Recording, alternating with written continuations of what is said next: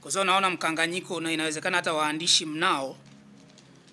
Tuliotangaza kujitoa Chadema leo ni tuliokuwa wajumbe wa Secretariat ya chama taifa. Hatujazungumza kwa niaba ya kundi la G55.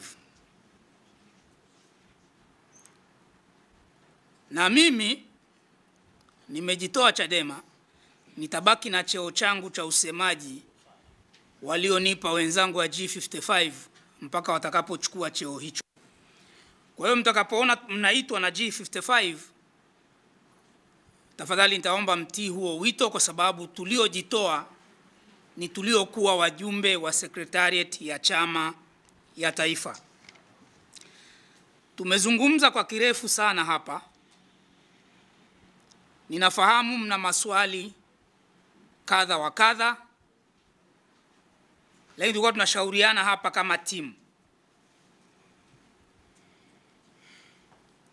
Wale wenye maswali, timu hii hapa yote tuko tayari kuja kufafanua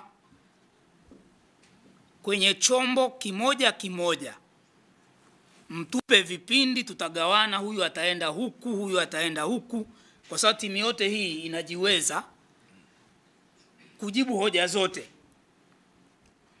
Kwa hiyo kwa wale ambao mtadhani mna maswali mengi, wasilianeni na mimi, nitawaratibu na tutaweza kupanga nani aje chombo gani, lini, saa ngapi, kwa ajili ili mpate fursa ya kuuliza kwa kirefu na kwa utulivu, na wasikilizaji wenu waweze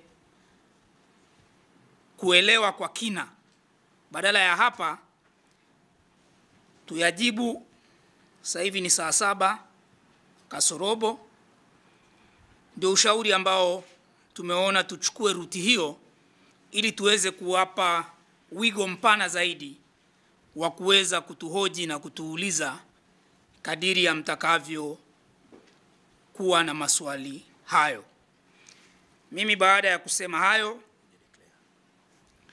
nirudie tena kusema na mimi ni sehemu ya iliyokuwa Secretariat ya chama ya taifa, na mimi John Edward Mrema, mwanachama mwenye kadi namba CDME 0111, niliyejiunga na chama hiki mwaka 2003 nikiwa mwanafunzi wa chuo kikuu cha Dar es Salaam. Leo natangaza rasmi na mimi wanachama wangu wa tawi la Makongo Changanyikeni umekoma rasmi. Tunashauriana na tutaendelea kushauriana. Kama alivyosema Kigaila, bado hatujawa wastaafu. Safari yetu itaendelea. Wakifunga mlango, unaweza ukachomokea dirishani wakakukuta huko ndani. Kwa hiyo mimi niwatakie kila laheri wale wanachama wa Chadema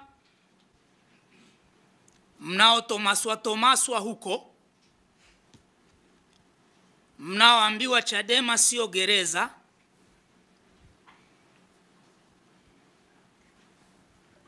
Ni kauli za kiburi tu. Wewe kiongozi wa chama cha siasa unawaambia wenzako chama sio gereza, ni dharau. Tuwaachie hilo gereza lao, maana wanatufananisha na wafungwa. Asanteni sana kwa kunisikiliza, na Mwenyezi Mungu awabariki sana. Tupige picha, tusimame tupate picha pamoja.